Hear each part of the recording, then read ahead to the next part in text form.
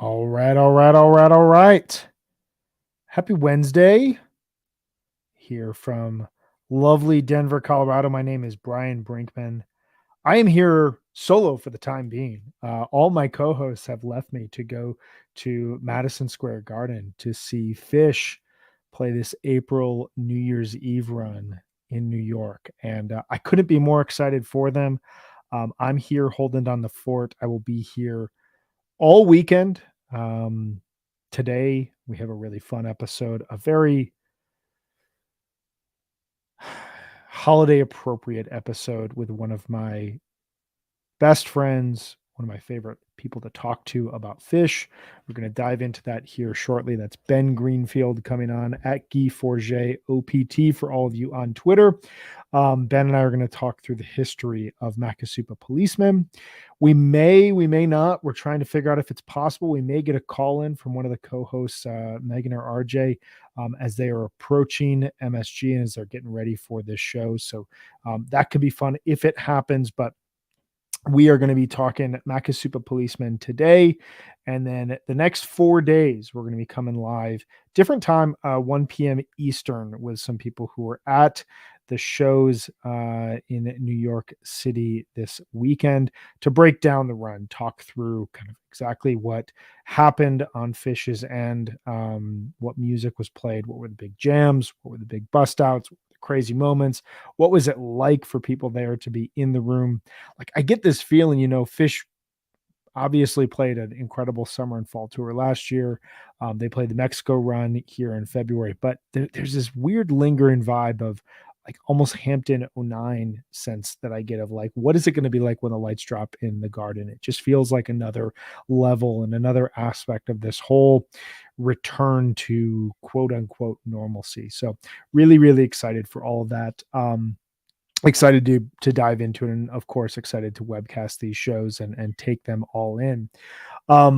Today, though, like I said, we're going to be joined here in a second by Ben Greenfield, a fantastic thinker, fantastic person, fantastic just overall mind when it comes to fish and other topics as well. But we are here to talk about fish. Before we do that, though, just a couple quick bits of business. I want to encourage everyone out there to once again subscribe to Osiris Media on Apple Podcasts. You get HFPod, Undermine Premium, a whole bunch of other premium shows from Osiris, bonus episodes, ad-free content. The best thing about it is it's a great way to support what we do here at Osiris Media. If you like what we do, if you like us coming live to you on a regular basis, and we have more shows that are going to be coming to do this in the coming weeks and months. But if you like this, supporting Osiris Media is a great way to continue doing that. I also, for the purposes of today, I want to tell you about, we have two fantastic sponsors today. I want to tell you about the bar at Moynihan. This is located at the Moynihan Train Hall, right next to MSG. You can check them out for your pre and post show hub ahead of Fish at MSG. And Osiris Media, members from Osiris Media are going to be there tomorrow, April 21st, around 5:30 in the evening. So just about 25 hours from now for a cool little meet and greet. They want to meet listeners of their shows, fans of HFPod, Undermine, Sugar Maple, No Simple Road, Comes a Time, 36 from the Vault. The list is ongoing. If you listen to any Osiris shows, go to the bar at Moynihan, right next to MSG in the Moynihan Train Hall at 5:30 p.m. tomorrow for a great Osiris meet and greet. The bar at Moynihan will have exclusive Sierra Nevada's foam Pilsner available. They will also have a discounted price only at the new bar at Moynihan by the original Penzi team. Many of you MSG concert goers will remember the Penzi from the pre-COVID days. Fish Week at MSG, the bar at Moynihan. It's a pint's throw from MSG, situated inside the new Moynihan Train Hall. Hop off the Amtrak, the Long Island Rail, or the subway, grab a few before and after the show.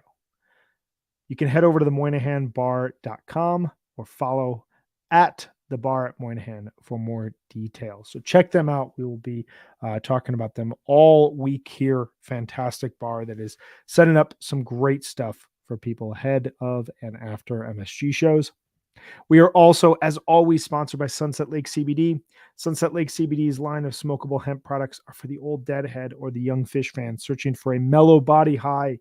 Smoking CBD has all the benefits of high THC cannabis without the paranoia or the anxious side effects. With 9 different strains from this year's harvest, there's something for everyone. Hawaiian Haze is awesome for an outdoor show. Cherry Abacus is best for the end of the night. It's a great little balance between the two of them. All the flowers grown, cured, and trimmed by Sunset Lake CBD farmers. Even better, Sunset Lake CBD's farm-to-table approach gets you great pricing on premium CBD flower by shipping directly from their farm to your door. I've talked about Sunset Lake for months now on HFPod, and I cannot tell you enough how much I love their products. Incredible, incredible stuff. I just got a new package of stuff, including the Hawaiian Haze, which I enjoyed last night outside. It's beautiful weather here. I was listening to some music, hanging out outside, and just like took the edge off. It was the perfect thing at the end of the night. I was able to still cook dinner. It was amazing.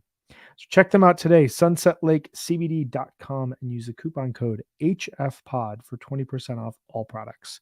Sunset Lake CBD, farmer owned and Vermont grown. And with that, we're going to bring on the incredible, the intellectually tinged, the sometimes humorous, the fantastic guitarist, the excellent co-pilot at 1:00 in the morning when you are driving home from Chula Vista and you are just like exhausted and you need someone to keep you awake. Excellent father also, by the way. And I just picked that up from his text to me about how great of a dad he is. But we'll let you all be the judge of that. Mr. Ben Greenfield. Hey, Brian. Thank you for all those compliments. You can keep going. I don't want to cut you off at all. I got nothing left. That was it. I utilized every single compliment I have. Wow. Thank you. I like sometimes humorous was a really nice one. I mean, sometimes humorous implies usually boring or usually unfunny. Yeah, typically tries to no, you're always funny. You have a sense of humor that is in line with I think the best kind of sense of humor because it's so dry. Like I will be in a conversation, you'll say something, I'll have almost like the perfect earnest reply, and then I'm like, wait, Ben is joking. And that's what I really like. It's the wait moment. Yeah. Well, I'm excited to discuss some moments of dry and wet humor in fish history with you today. One would say that this humor is dank, Mm, you it's know, appropriate adjective. It also has been known to make people moist. moist and it's the cush humor is what we're looking for here today. Mm-hmm. The OG You know, shit. the OG shit. We are talking about a song that you really only can talk about today. And that is Makisupa Policeman, the original Fish song. We're going to dive into this. I've been thinking about this for a couple of months now, and I felt like there was nobody better suited to talk about this than you, Ben, because this is your favorite day of the year. This is your favorite Fish song, aside from Jennifer Dances.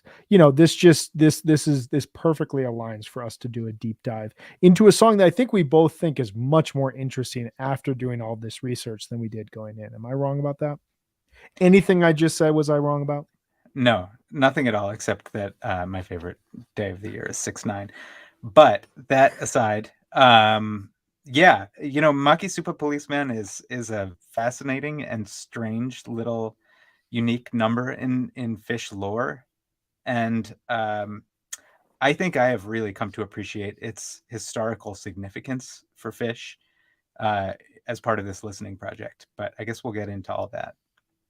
We will. Before we get into all that, though, we want to do a quick diversion because, Ben is the only, well, no, I shouldn't say only because there's one other person, but Ben is one of two people who, when I'm hanging out with, can tell me of all people that I'm playing too much fish, which you did on a wonderful drive between Phoenix and Chula Vista this past October, just about 6 months ago, which is crazy. Mhm. But you were telling me before we jumped on today, you have a really exciting show that you're going to tonight. Can you tell us? It's not fish.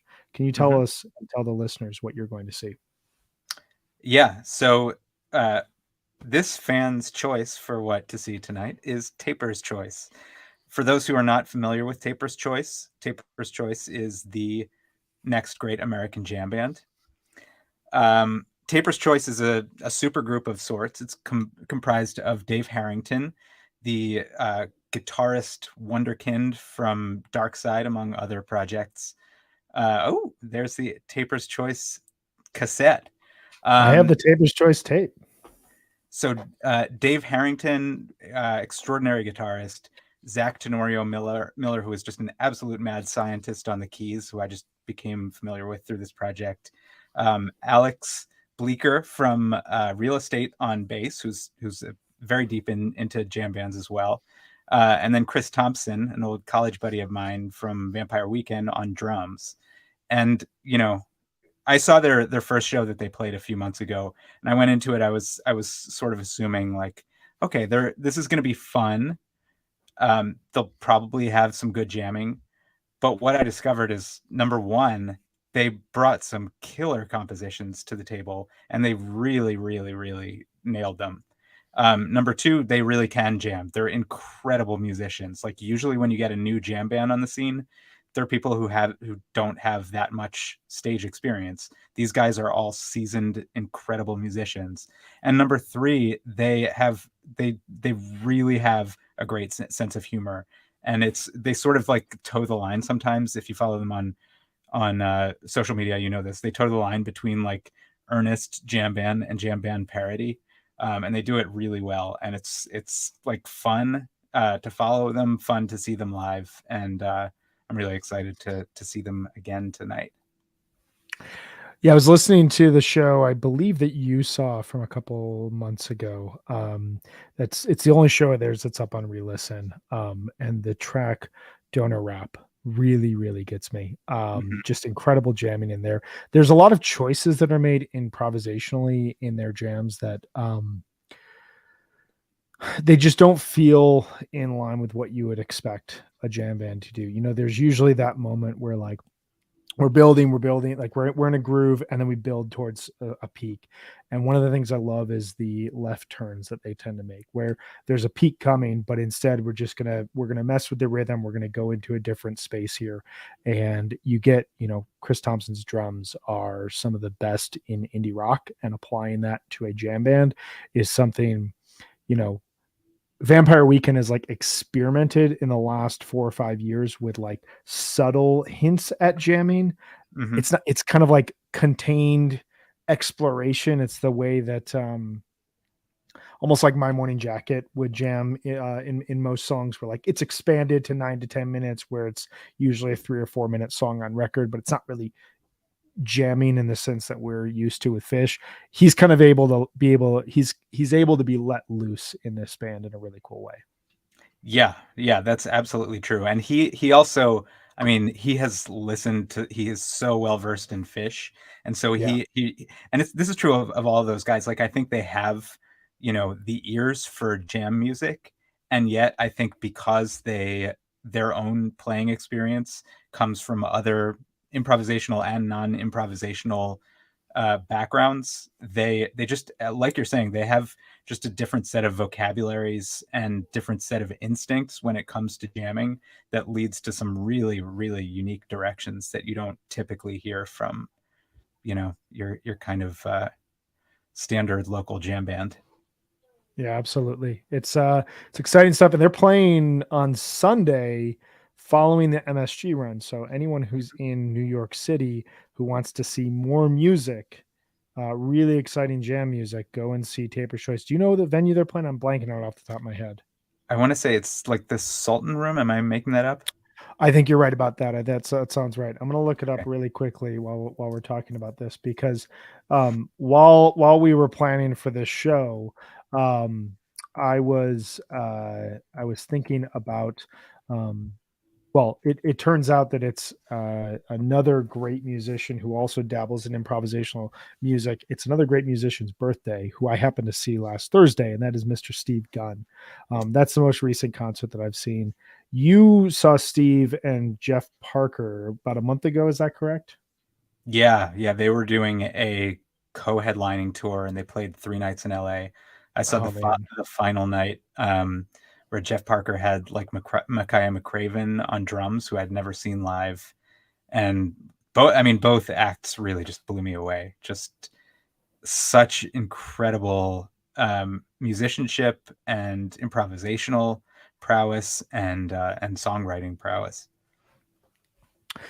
Yeah, I had never seen Steve Gunn before. I've been listening to him since 2014's Way Out Weather, and it was a solo show. And I was anyone out there who's looking for new music, who's looking for an artist that kind of toes the line between singer songwriter, indie rock, and jam music. Steve Gunn's just going to see him live, even in a solo setting, is absolutely incredible. He did a ton of experimentation from a pedal standpoint while playing just acoustic guitar. Every one of his songs had like a 6 to 7 minute instrumental gap in the middle of it that was absolutely just breathtaking. He ended it with a 12-minute version of Way Out Weather, the title track from his 2014 record. And it was in this tiny little room, Globe Hall here in Denver, Colorado, my favorite venue in the city. Um, just an amazing show. I went in kind of not knowing what I was getting out of it after listening to him for almost a decade now, and hearing various styles of what he can do, both just with the acoustic guitar as well as with a full band, as well as with his duo, the Gunn Trzynski duo. And this felt kind of like a fusion between his most recent record, Other You, and his Gunn Trzynski records that I'm a huge fan of. So it was a killer show, and you know the more jamming that we're getting out of indie rock artists, the better for me. It's a really good thing. Yeah, yeah, it's cool. I don't think that there used to be such, like, a spectrum between, like, jam bands and indie rock. There were 2 islands, and it feels like they are getting connected in really interesting ways more and more each passing month, and he's amazing. I mean, like, everything he does, like you're saying, he just has so much talent that, if he's just kind of playing a 3-minute song or is in a pure improvisational setting, it's always gonna be great. Yeah, I've been in a big guitar kick of late, and watching him play the acoustic guitar and watching him just like build these soundscapes, I was just like, okay, there's a long way to go, but there's also like so much more that I can do with this guitar. And I snapped a couple pictures of his pedal board, and I was like, I'm gonna add a few of these to the ensemble because I feel like I need to take that dive into pedals with the acoustic. Yeah, yeah, yeah, not too many people can improvise on the acoustic like he can. No, it's really impressive stuff. You were absolutely right. I just pulled it up. The Taper's Choice is playing on Sunday, 4/24, at the Sultan Room on the rooftop. Um, the show is sold out, so our promotion has done nothing. Maybe we sold the last ticket. Who knows? But if you are interested in what we're talking about here, check them out on Relisten. Taper's Choice again. Dave Harrington, Alex Bleeker, Chris Thompson, Zach Tenero Miller, as well as special guests. Really amazing lineup. They are also, if you're looking for some sort of, if you're looking for music ahead of Fish on Saturday, the 23rd, they're doing a live stream from the Relic Studio. So I'm going to have to check that out. That'll be incredible. That said, we're going to do a hard segue, a hard left turn here into our main segment of the show, which is Makisupa Policeman. And before we dive into the origins of Makisupa Policeman, Ben, tell me what is your impression of Makisupa Policeman? Do you remember the first time you heard this song? Do you have like how has this song evolved for you in Fish's larger canon? Okay, so the first time I heard it, I'm 99% sure was at my oh wait, did they play it at my first show? I think they might have 12/28/96. Do you recall? they definitely played it at my second show, which was 12/2/97. Yeah, But I I'm gonna definitely look it up. first heard it live. Um, yeah, and it's I think like for most people in most settings when you're hearing Makisupa, it's like, it's kind of like a tongue-in-cheek little reggae number that usually lasts for 4 or 5 minutes. And it's usually, kind of like a breather in the second set that's not a ballad. Um, but then once in a while it's something very different. And like I think one of the cool things about, following Fish for a long time and like seeing so many different versions of a song, like you see like the different colors it can take. And I think for Makisupa, if you're really lucky, that means like a jam that doesn't sound anything like any other jams. And then maybe a little bit more commonly, it's just something like a kind of joke that ends up being like the theme of the show or the weekend. Like I think we'll talk about a couple versions like that, but like like 11/1/13 comes to mind, the Kush Bush thing, where it's just like, okay, that's our new joke, and we're gonna ride that for like 3 nights or longer. But yeah, what about you? Well, you're absolutely right. Your first version was your first show, 12/28/96. It's a great version that has the keywords Oh, right, stink, stink, stank, stuff. stank, stunk. Yeah, one Um, of the best keywords ever. one of the best. My earliest memories of this song, I think the first time I heard it was when I got Live Fish 1, which was 12/14/95, which is the keyword Gaddafi in my bed, which taught me two things. One, that there was a Fish song called Makisupa Policeman that sounded like and I mean this in the kindest and sweetest and most loving way possible, a cheap ripoff of a reggae tune. And number two, it made me realize that Muammar Gaddafi was something of a pop cultural icon in a strange and twisted manner. And I like to say that that's kind of the origins of my interest in the Middle East. It's probably not, but that was like I have this like very vivid memory of hearing that and then jumping on the internet and being like, who the hell is this guy Gaddafi? And starting to go down that rabbit hole. But I remember hearing the song for the first time and just kind of thinking like, I love the fact that Fish has these songs. If you think about like Live Fish '01 as just an example, there's songs like Tila and Split Open and Melt and Haley's Comet and Foam on that volume. But then to have like a song like Makisupa Policeman that's just kind of like thrown in there, and it's just this breath of fresh air, and it's kind of this joke moment. I don't know. It adds something to their overall catalog. It allows this vulnerability. It allows this kind of comedic relief in a way that you just don't expect with a lot of large rock shows. Like most comedic moments at a rock show is really heavily planned and really like it's perfectly constructed to, usually prevent any humor from getting through, but also to prevent anyone from being offended or anything like, happening in a manner that goes haywire, goes off off the rails. It feels even today, like every time they play Makisupa Policeman, not necessarily that anything can happen, but that the band is kind of just like riffing and it's like a picture into who they are backstage in some manner. Yeah, I think that's right. I mean, it's also like a window back in time for Fish. Like it's such an 80s Fish song.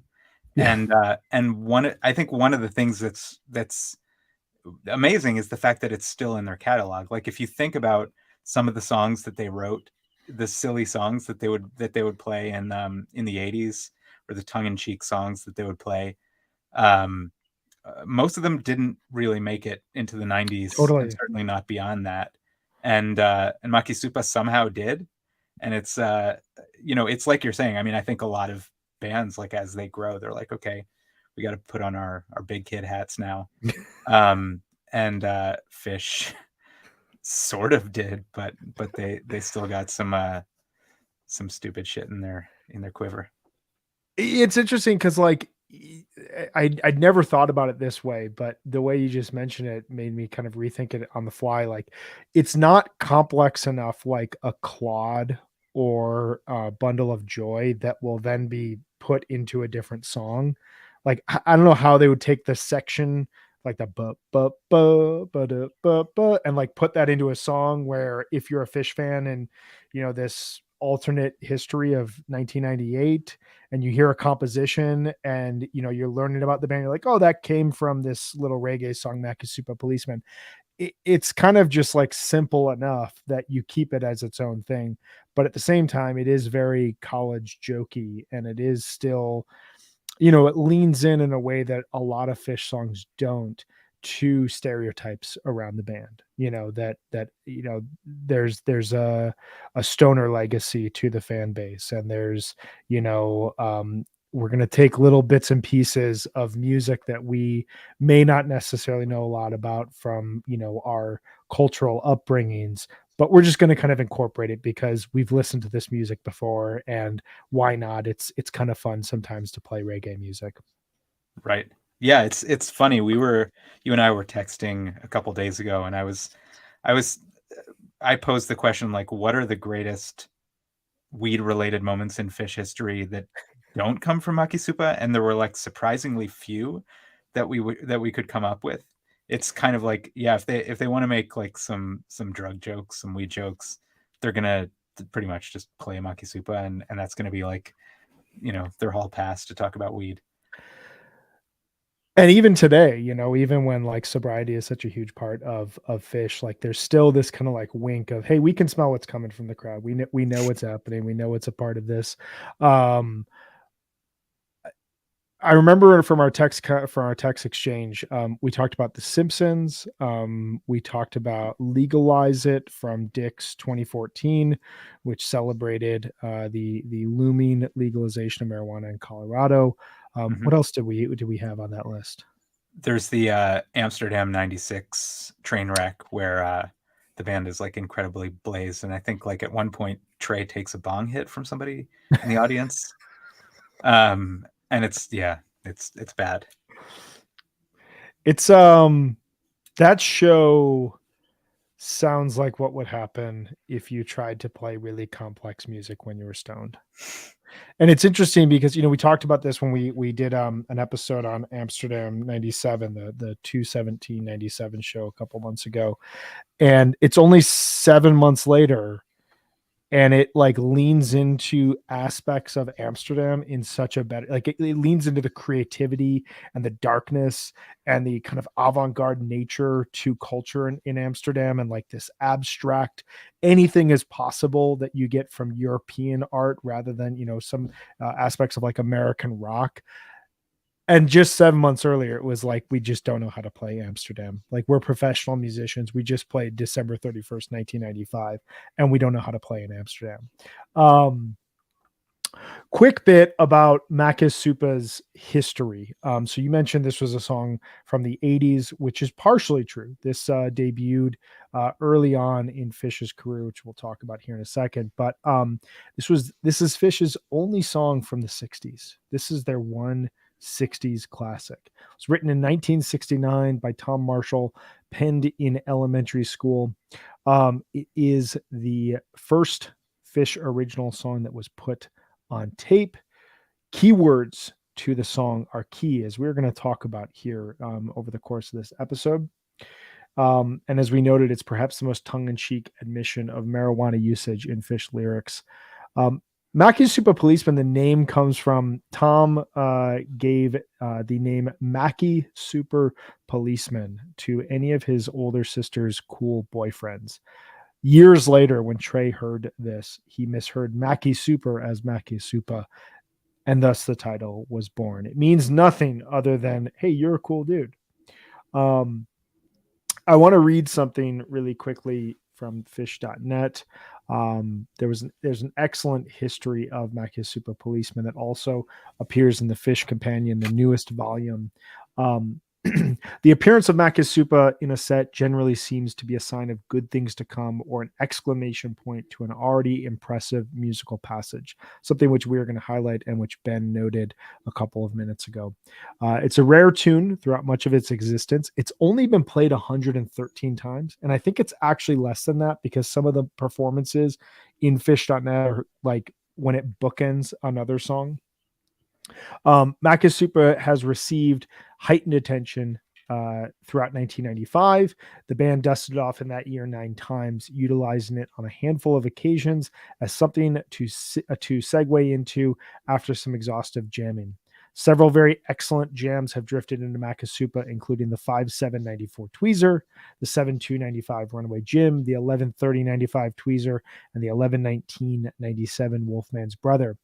In its more recent incarnation, Makisupa has more often than not served as a set opener, having been tapped for that duty in about half its appearances dating back to 12-8-94. Sometimes in very high profile situations, such as on 12-29-95, 8-16-96, 12-28-96, and 8-16-97. The show opening 8-16-97 version famously segued into the completion of the Harpua that was left unfinished a year before at the Clifford Ball. All that you can read and more on Fishnet as well as in the Fish Companion, but it really kind of summarizes my fascination with this song after we decided to start talking about this.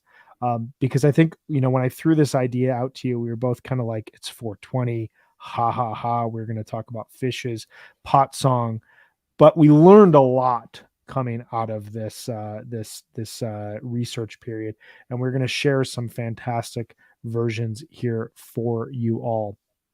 Just a couple quick notes before we jump into the notable versions. I said it's been played 113 times. There's 36, however, jam chart entries, which is pretty high for a song like this. It debuted on 10/23/84, but the first tape is from 12/1/84, which we'll talk about here in a sec. The last version that we heard was 10/26/21, and it's had 3 notable gaps. 60 shows from November 1st, 2013 to August 7th, 2015. 109 shows from February 25th, 1990 to November 26th, 1990. Crazy to think 100 shows could happen within the same year. And 322 shows, the biggest gap in its history from November 26th, 1990 to April 29th, 1993. And since April 29th, 1993, it's more or less been in an extended rotation. Big enough gaps that when it's played, it feels special. Short enough gaps that never really feels like a true bust out. Did I miss anything there in the overview? I think you're good. And let's jump into some notable versions. So we wanted to kind of go through what we think is kind of the extensive, exhaustive list of Makisupas, and we're going to share some of our favorites as well. But we kind of wanted to break this into a couple tiers. We have the 80s shows, and there's some really fascinating versions from the 80s. The 1.0, like the big 1.0 shows from the mid 90s, and then the kind of how Makisupa has evolved in the 2.0 period. So looking at the 80s, Ben, what are some of the notable versions that you can think of from the 80s for Makisupa Policeman, and what are your thoughts on it during that period? Yes. Well, so you mentioned the 12/1/84 version that comes out of Fire on the Mountain. So at that point, you've still got Jeff in the band. It's a very different thing. Check it out for historical reasons.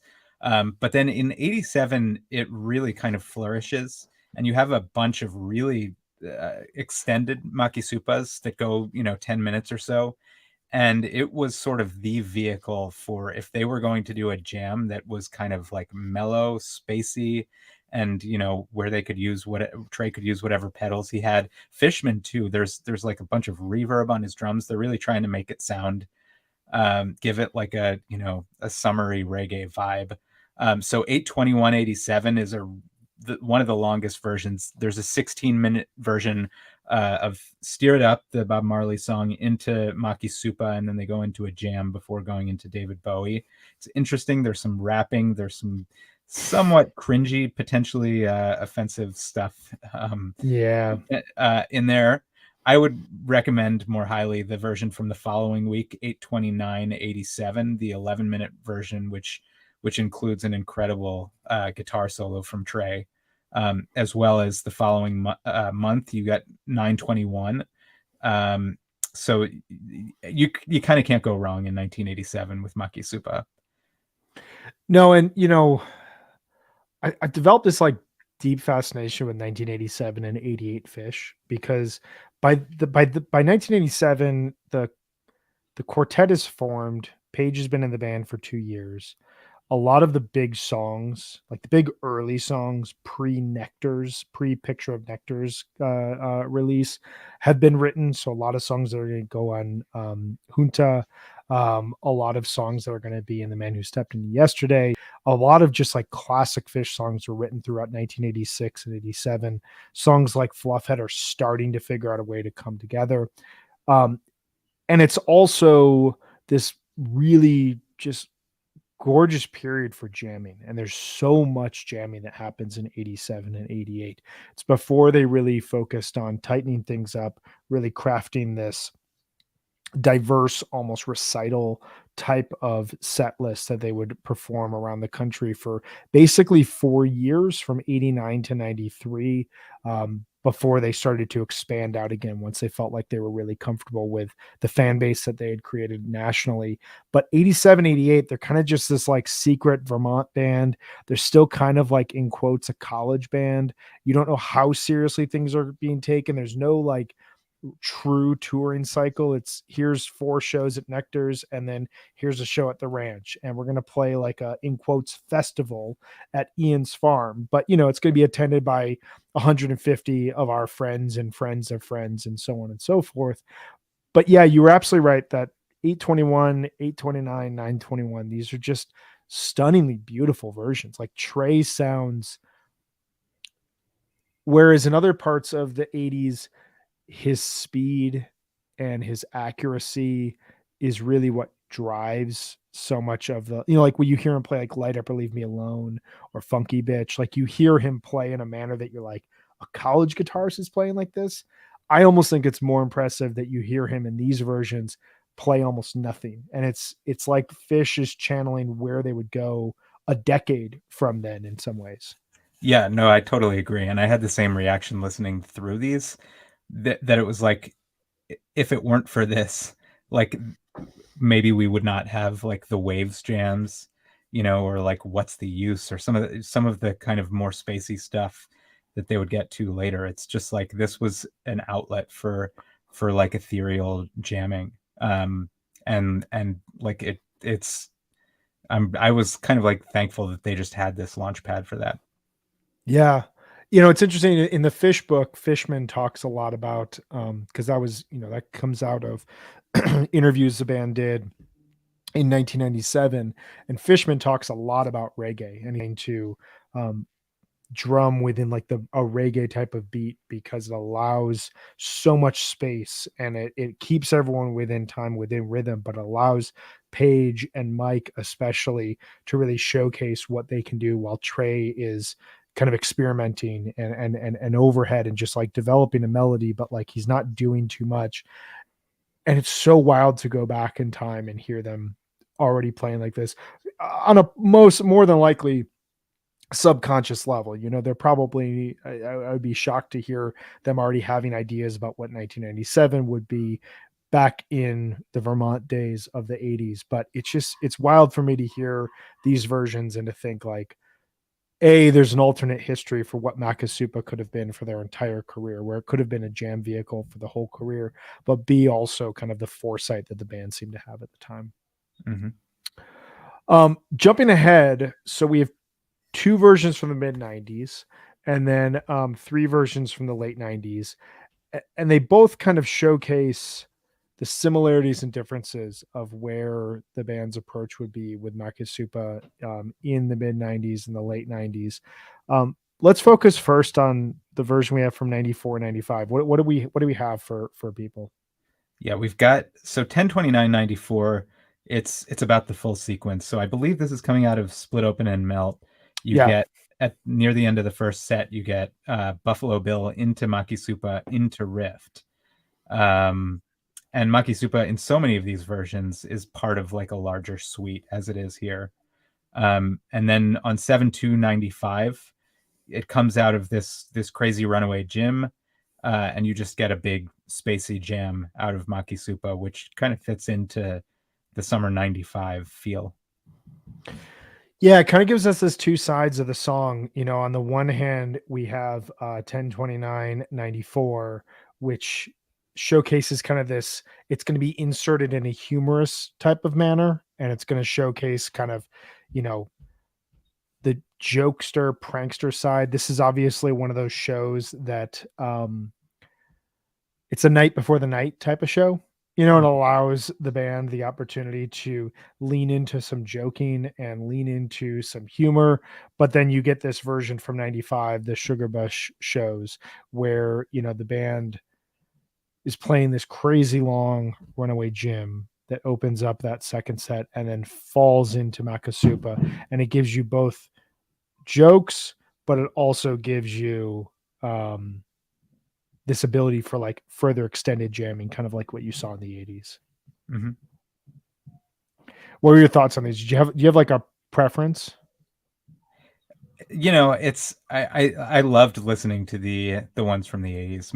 My favorite Makisupas are really, as my favorite almost everything, is the late 90s versions. It just felt like it was kind of in the later part of the 90s where their ability to craft an interesting space jam, that's not just sort of like a bunch of noise, where they really came into their own with that kind of jamming. Well, and that's true. And I mean, so we have three versions that we wanted to talk about from the late 90s, because these two versions from the mid 90s kind of showcase the two divergent halves of like where Makisupa is going to go. It's either going to be inserted as kind of a joke. I think I don't know if it's a great example, but it's a proper example of one of the last times we heard the song was Deer Creek 2021. Trey, takes that set off into like this just mashup territory. Every song is kind of woven into each other. And then of course Makisupa, comes somewhere in the middle of the set. And that's kind of what you get here in the 10/29/94 version. But the three versions that we highlighted from the late 90s are more in the vein of what you're talking about here from 7/2/95. We have 7/25/97, which is kind of two things at once. It is both a segmented jam, but it's also an incredible jam. It's an incredible jam segment, and it kind of adds to the lore of Summer 97. You get this just stunning bathtub gym, 21 minutes, just drenched in sweat. This is from either Austin or Dallas. I I can't think remember it's Dallas. exactly. Dallas. Okay. Gin into Makisupa into ACDC bag. And it's a direct segue into ACDC bag. This is one of my favorite jam segments the band has ever played.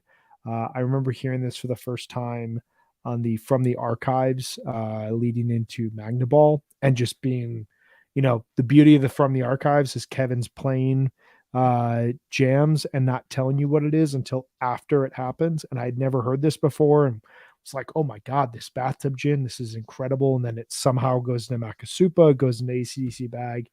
um Later that year, 11/19/97, I wrote in our notes, just all caps, just space. I mean, like, there's just nothing happening in the middle part of this jam. It's beautiful, and it really sounds like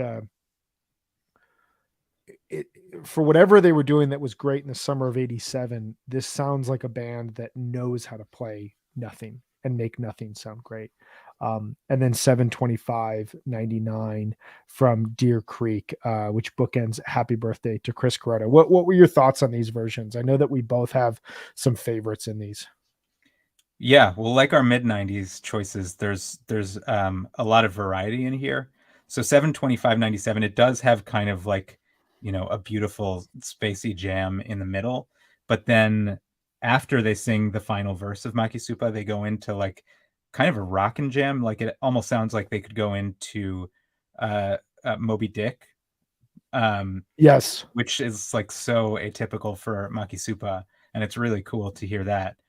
but yeah, with 11/19/97, like you're saying, it's just like the bottom drops out. I was listening to it this morning in the car. My 2-year-old was in the car, and she said, "Alexa, play the next song." If you thought it was over, and I was like, "No, no, no, no, they're gonna play more. Nope. Just you Nope. wait." We got more. We She's got like, more. "That's sick."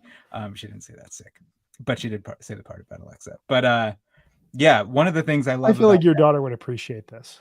oh yeah. Um, oh, sorry, Alexa thinks I'm talking to her right now. Um, but yeah, but the fact there's such direction to the Space Jam. It's not just sort of like whoa, it like they actually it builds tension, and then the tension resolves by going back into the second verse.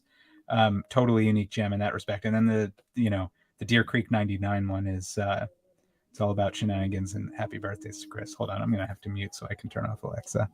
You're okay. We're gonna take a pause. Actually, we have a very special appearance that is coming on here from co-host of HFPod.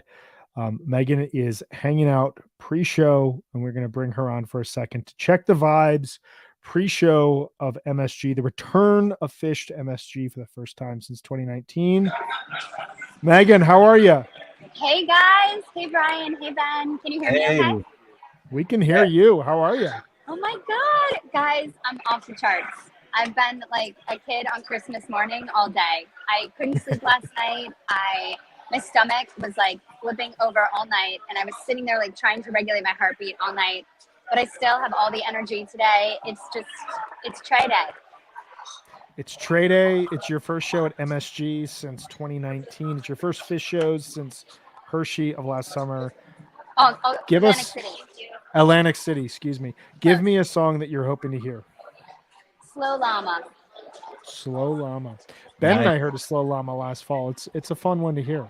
I've never heard one. Just what where are you at right now? So we're at the Kimpton Bar on 30th and 6th. Yeah, and we're just having some food, and then we're going to go meet some friends closer to MSG. And yeah, it's great. My friend flew in from North Carolina. My other friend's here from Brooklyn, and there she is. Hey, hey. And we're just like so excited. I wish you guys were here. Likewise. So you guys, have you seen any other Fish fans yet? Is there like tension building around like near the arena? Where are you guys like what are you guys seeing? Yeah, there's lots of people around. It's super fun. Like kind of every like third person you see has some sort of like Fish stuff on, which is just like the best. Yeah, we got off the subway at like probably like 3:15. I came from work, like dismissed my students and like rolled out, like wheels up, like there's your moms. Okay, I'm out, and just like was like rolling my bag. I told them, I'm like, remember, I don't know if I told you guys, but I was supposed to see some Fish shows over the holidays, and they got canceled.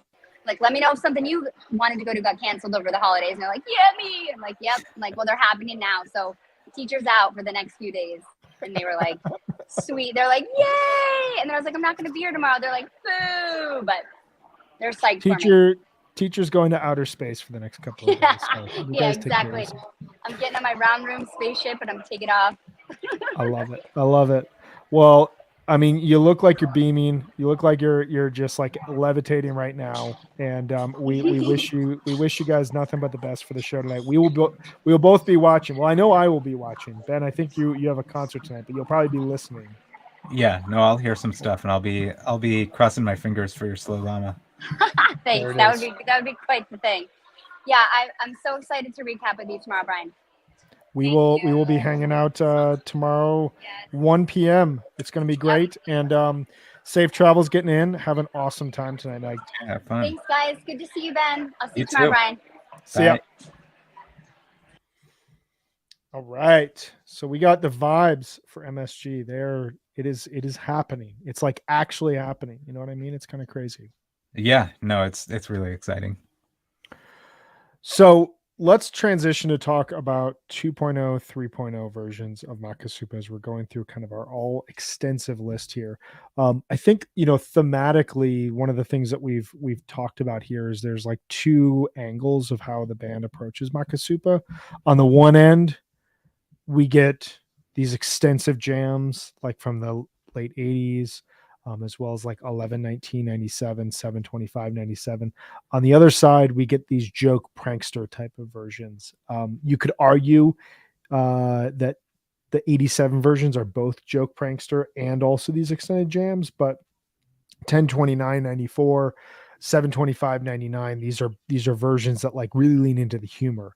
I think one thing that we've noticed, and we'll dot our list here for the 2.0 and 3.0 versions, are how much joking becomes a huge part of it. That like if there's a moment for comedic relief that the band needs, they go to Makisupa Policeman. It kind of elevates where the show's at, but also gives us, to something you said earlier, a joke that's going to sustain throughout the night, throughout the run, and in some cases, in one of the cases, throughout the tour. So why don't you throw out 3 versions here, and we'll kind of take these in threes.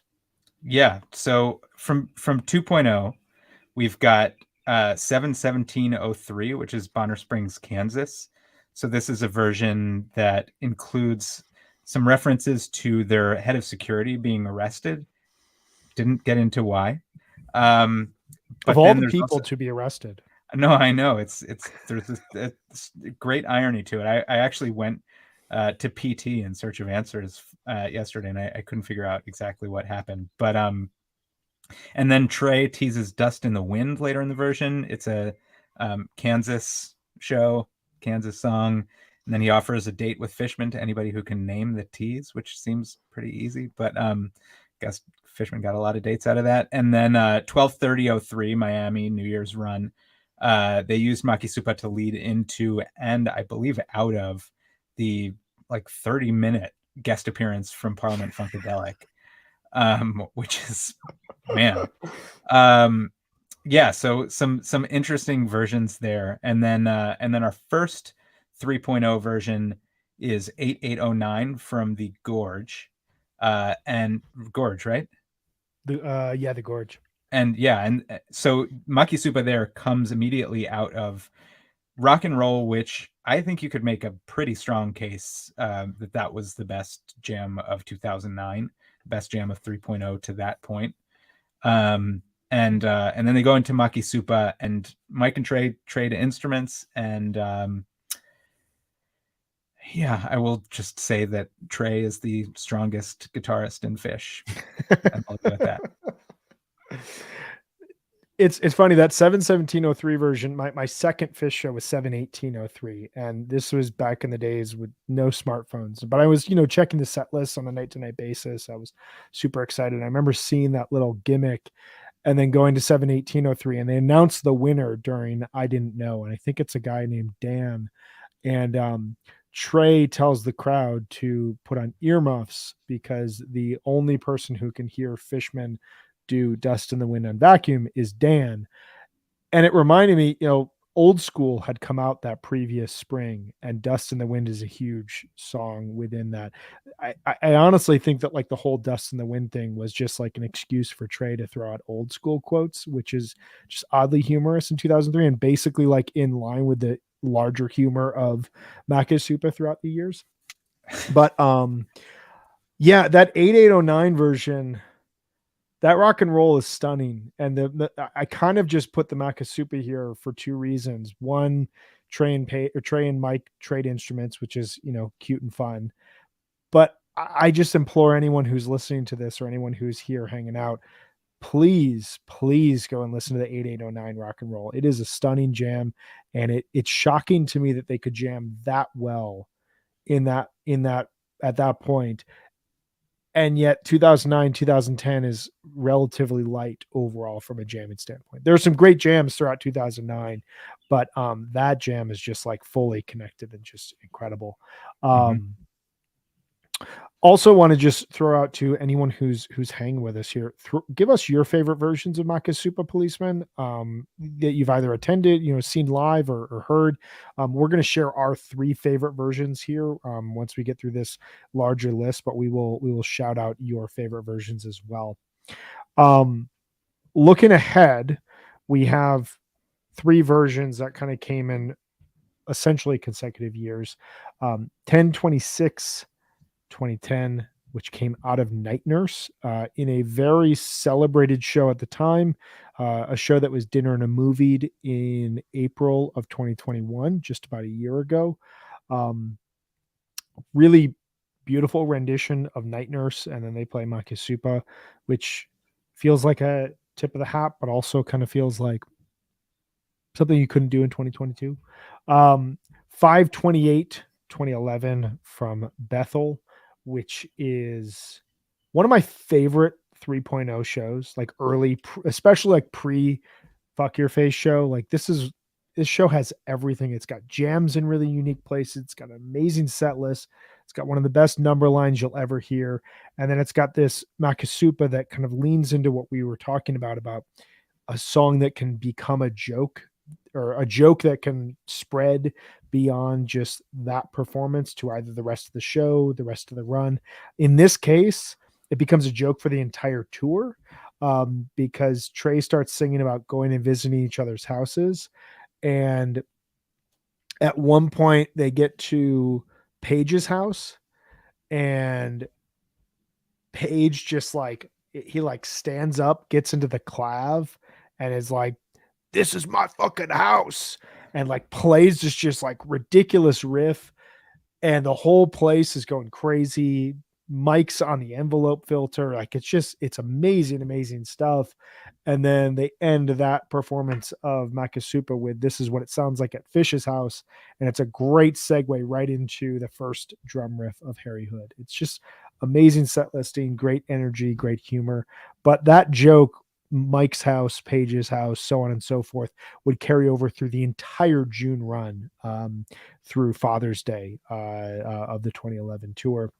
And then finally from this tier, 11/1/13, the night after they play Wingsuit, this is the famous Kush Bush version of Makisupa Policeman. What are kind of your larger thoughts about these three takes on the song? So I was at the final two of these. I was at the Bethel and 11/1/13 shows.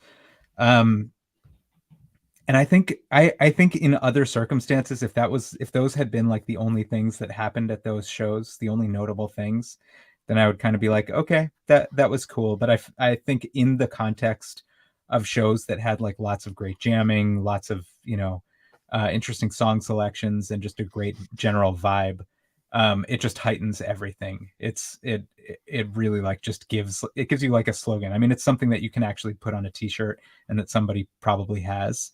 And that's one of the really fun things about Fish shows. 2610 too. I don't know. It was, I remember it was, within a day or two of when Gregory Isaacs had died. So it was in tribute. And, yeah, I mean, I think it was just a really flawless segue. And, I personally, I really like it. I thought it was, a cool little segment. That show 10/26/2010 is such an interesting show in the sense that like when it happened in fall 2010, it kind of elevated where that tour was at that point in time. And it felt like this combination of, there's a lot of songs played in that show, but most of those songs that were played, especially in the first set, are quite rare. And then the second set has some moderately interesting jamming. There's a really good version of Light towards the end of the second set.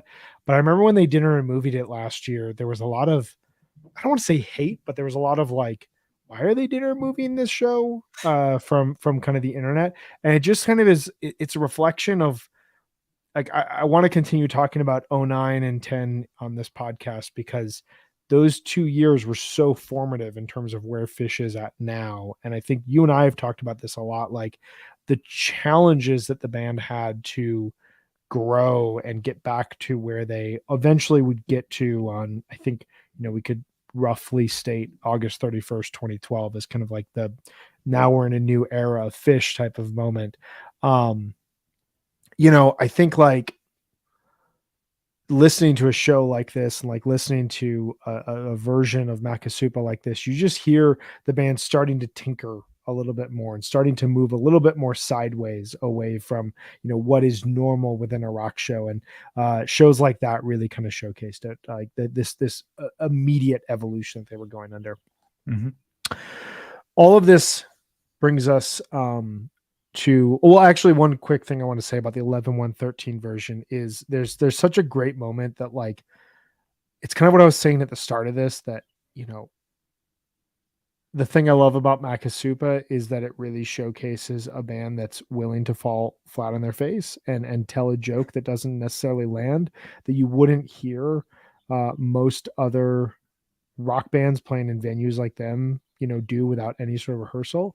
And there's a point where Trey asks Fishman, Cushbush, why that sounds like, you know, the name of a fantastic British band, or your favorite British band. And Fishman just like doesn't pick up on it. And he's like, well, what band is that? Right.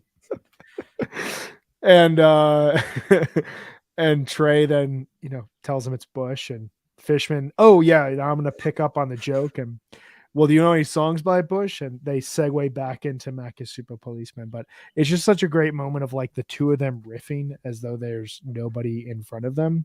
Yeah. And yet they're just going to keep going with it because why not? No, it's something that you would expect them to do when they're playing on a ranch with 100 of their friends in 1987. Right.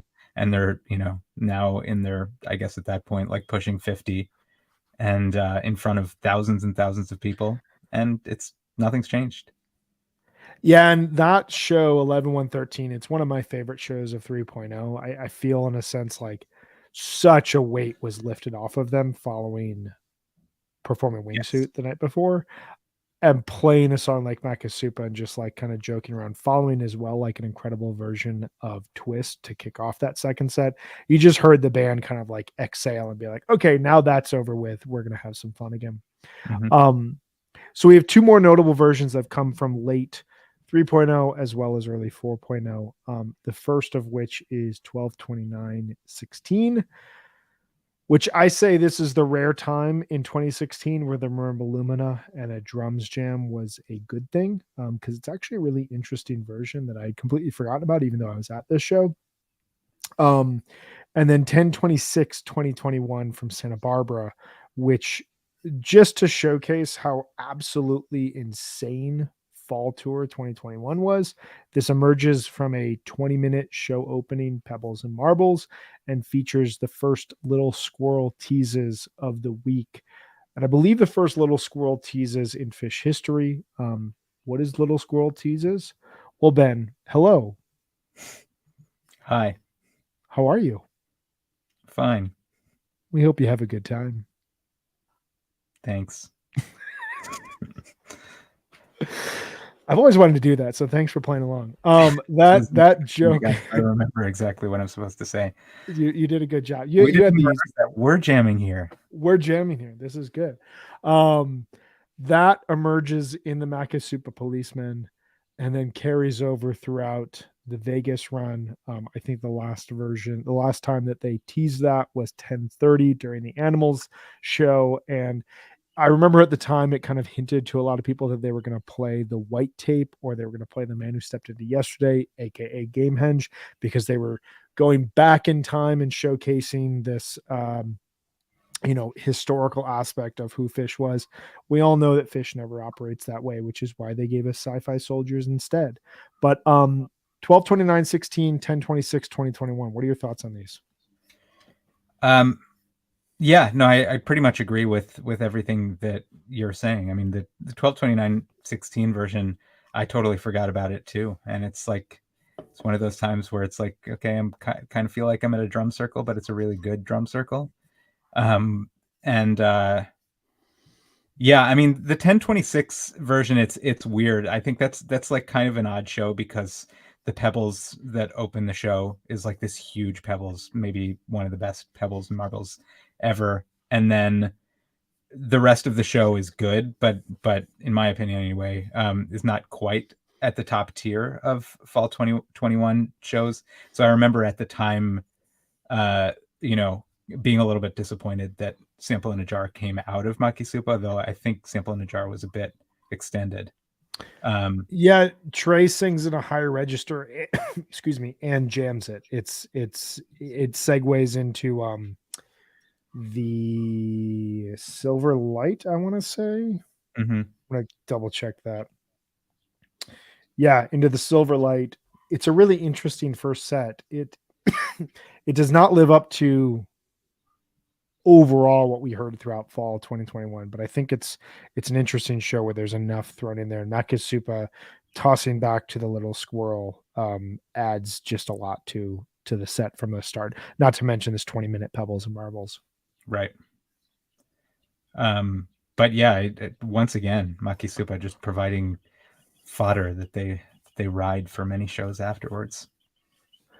Yeah, and that idea of like a joke that lasts is, we've said this in a number of different ways, but like it's one of my favorite things about Fish is like when they find a good joke, and this is not like a dad aspect of Fish. This like goes back to the 1980s. When they find a good joke, they just lay into it almost to the point that it's not funny anymore, but we're still going to keep telling it. And Makisupa is kind of like the perfect vehicle for that. And I'm, as someone who finds things funny and then like lingers on them for weeks on end, and long after anyone I know stops thinking that's funny, it just like, I don't know, something like Makisupa. If you don't love this, you're probably not going to love Fish. And if you do love this and you can't appreciate it, it's probably a reason why you love Fish. Yeah, no, I remember seeing Bethel in 2011 and then seeing them again like 2 weeks later or something, and they were still telling the same joke, and I couldn't even remember where or in what context they had started saying this whole Page's House thing, and I was like, how are you still doing this? But yeah, that thing of like, I'm gonna say something that's funny, and then I'm gonna keep saying it till it's annoying, and then I'll keep saying it until it's funny again. Well, it's kind of like the weight joke. Have you ever heard that? Yeah. Like they would do this in front of new crowds where they'd play like the start to a song, but they play it kind of wrong and then just go wait. And they do it again, wait. As if like Yeah. you're this like shy lead singer who's playing your first show, and you've practiced this riff and this song over and over and over again. And then you get in front of the crowd, you're like, wait, hold on. I can get it this time. And them playing that joke on themselves and their fans, but like doing it 8 to 10 times to the point where it's like, okay, we paid to see you guys play music. Like, what are you actually doing here? Mm-hmm. I love that stuff. And you get that with Makisupa. Yeah.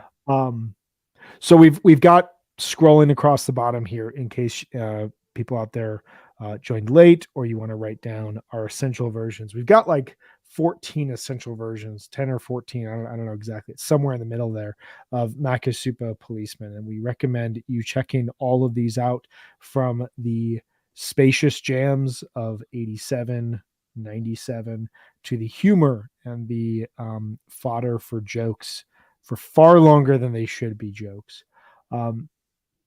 This, of course, would not be a Fish podcast without some more reductive ranking. So we wanted to present to you our favorite versions of Makisupa and why. And we've kind of gone deep on these, but we'll just expand a little bit. Ben, what are your 3 favorite versions of Makisupa Policeman and why?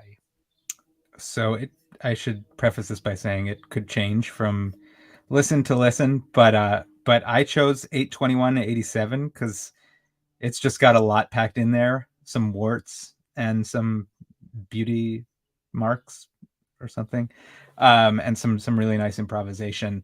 11-19-97 I would say is my all-time number one. That's just a Makisupa unlike any other. And it has to be heard, and it's on Live Fish. You can hear it as the filler for the 11-17-97 show. It's an Easter egg there at the end. And then 11-1-13, the one we were just talking about from Atlantic City, which was just kind of an all-time one of the most fun versions, and like, I don't know, it's just Fish at their silliest, their silly best. So those are my 3. What about you? Those are all great versions. And yeah, that 11-19-97 version, I still remember getting that Live Fish. And I think I'd heard one 97 show before I got that CD. I remember getting into Fish and being told that they went through this like funk reinvention and being like, what? Like, this band? Like, what are you talking about? And I got 7/21/97, which is, that was a Dinner movie that's now officially released. It's a really good show. But 11/17/97, every time I went on to fish.net, I would just like look at that set list and be like, what the hell? Like, how did this get played? And I remember when that was released, taking it home, listening to it on my parents' side porch, and just like having my mind blown. And then the show ends and that 28-minute Wolfman starts and it goes into Makisupa. And I've heard now other Makisupas, but like I'm pretty used to Makisupa being a 3-minute joke song, and it's 10 minutes of just like space, and it's incredible. It's that other side of Fall 97. It's the non-funk, it's the ambient, spacious side that is personally my favorite side of the tour. So I went with 8/29/87. We were talking about this. This is from the Ranch in South Burlington, Vermont. This is a show. We talked about this extensively in Undermine season 1. There's an incredible, incredible version of David Bowie, but the Makisupa, I definitely recommend. This is a 3-set show. One of my absolute favorite 80s shows of all time. I think that it deserves an official release. Cannot recommend this enough. The solo that Trey plays during this Makisupa will kind of like break your heart. It's so beautiful, and it's such a preview of where his guitar is going to go over the next 3 decades. 7/25/97. I talked extensively about this a couple minutes ago. Bathtub Gin, Makisupa, AC/DC Bag. It ends the first set. Like, these 3 songs end the first set, which, if there's anything you ever need to explain why 1997 is incredible, it's because things like that happened. And then 5/28/11. I want to throw a 3.0 version in here. I think similar to your 11/113 version, like the humor that comes out of this and the bands, I think something happened, without humor, there's no Fish. Like, Fish would never have been a band that could have existed just as like a dead serious dedication to craft and to image. Like, there always had to be this sense of like, we don't take ourselves seriously, but we take the music seriously. And when they came back in 2009, before they rediscovered jamming on a level they're playing now, and before they wrote a bunch of new songs, it was their humor that really was there to like remind them from the stage and remind us in the crowd, like, hey, we're still the same guys. We're figuring this out again. And moments like 5/28/11 and 11/113 really kind of showcase that. So those are 6 versions that are our top tier of Makisupa Policeman. I've thought more about ranking Makisupa Policeman in the last week and a half than I ever thought was possible. But I got to say, like many things on this show, I dive in thinking, man, I'm going to talk about a jokey weed song on 420 by the rock band Fish, and I'm going to come out of it with a ton of new appreciation for the music. I mean, how about you? You feel similar? Yeah, pretty much. I mean, I think there's both more and exactly as much to Makisupa as you expect there to be. Like, there's such a history to it, and so there is so much to discover. And yet, when you get right down to it, it's like it's barely a song. There's like two lines in it and 2 chords, and that's all you get. But it's launched 1,000 jokes and jams and stories and bits of Fish lore. It's a really good way to put it. And like, how lucky we are to have a band where the lead singer misheard the title of the song that his best friend wrote when he was in elementary school, and they decided to create a song out of it, and it's led to so many jokes, so many jams, and some very unexpected evolution along with the band's history. It's kind of crazy. The other thing I didn't mention earlier in the show, just as like an aside, the first version that was played in 3.0, 6609, did not have a keyword. It's, I think, the only version of Makisupa that did not have a keyword. And then it was the next version, 62009, where Trey said, woke up this morning, pissed in your cup, woke up in the afternoon, called my probation officer. And it was like, that was a great, hey, we can poke fun at our past. We can poke fun at who we are. And this is a song that we can do it with. So really great stuff. Ben, anything else that you have to say about Makisupa Policeman? I mean, we're an hour and 15 minutes into this show where I think you've said more than you ever thought you would about Makisupa, but that's the nature of this. Yeah. Well, Makisupa's story is still being written, and I would not be at all surprised if it gets a new chapter tonight, but we'll find out soon. I was going to say, do you think that they're going to play it tonight?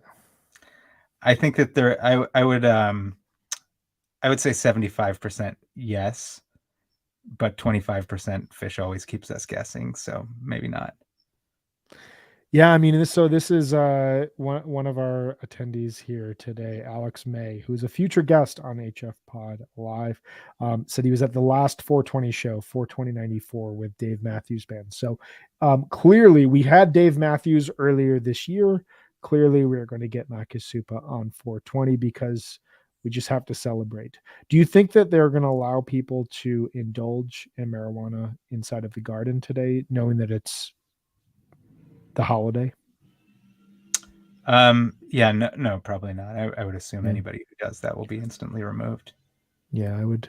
That tends to be the vibe. Well, we'll see. Hopefully they take it a little bit looser, knowing that this is a big day in fish history.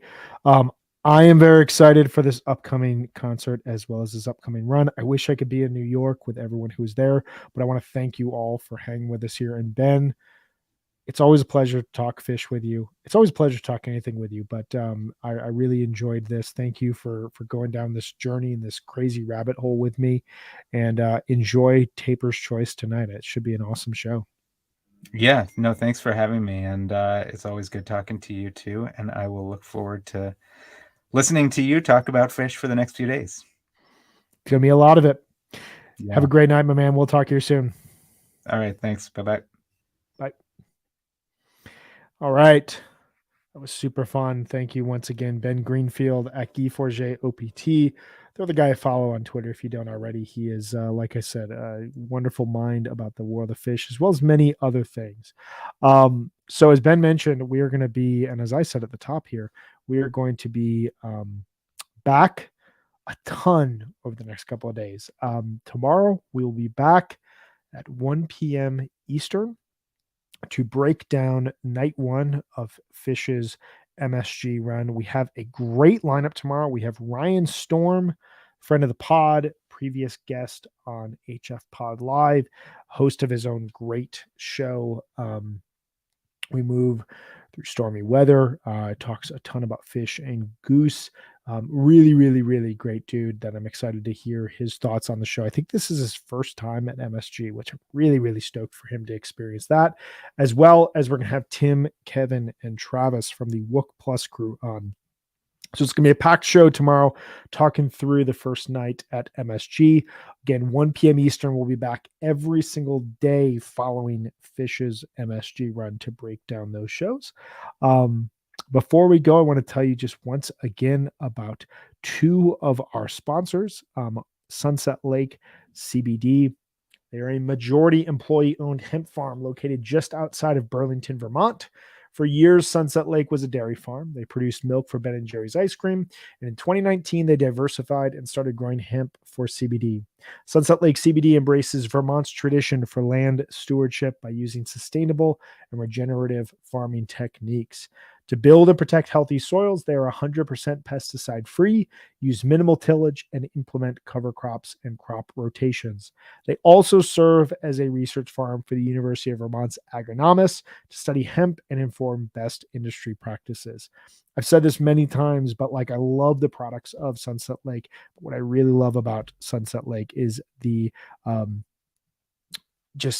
the incredible way that they treat their employees, the incredible way that they treat the land, the high-mindedness, environmental friendly approach to the product that they get to you all. So not only are they providing you with fantastic CBD, but they are also just doing, great by the people that work for them and great by the area that they exist in. So check them out today at sunsetlakecbd.com. Use coupon code HFPod for 20% off all products.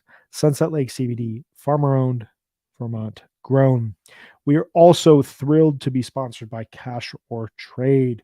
It's the only secondary ticketing marketplace where fans buy, sell, and trade tickets at face value. What a concept. What an incredible thing. Fans are able to DM each other before, during, and after transactions. They can rate and review each other when a transaction is complete to let people know that you had a great experience with someone you were buying or selling tickets with, or a poor experience, to give future purchasers the opportunity to understand, hey, I'm working with a trusted source here. There's no added fees to sell your tickets. All sales are fully protected by Cash or Trade's Trader Protection Policy, which guarantees your money back. Users can avoid purchase fees with a gold membership subscription. I'm a gold member there. I highly recommend getting it. It's a fantastic way for you to get tips off on when tickets that you are looking for are available, and also an opportunity for you to avoid any sort of purchase fees. Visit cashertrade.org to learn more, as well as to sign up. And with that, I will be back tomorrow at 1 p.m. Eastern to talk through fish at MSG, just like Ja intended it. Thanks, everyone. See y'all later.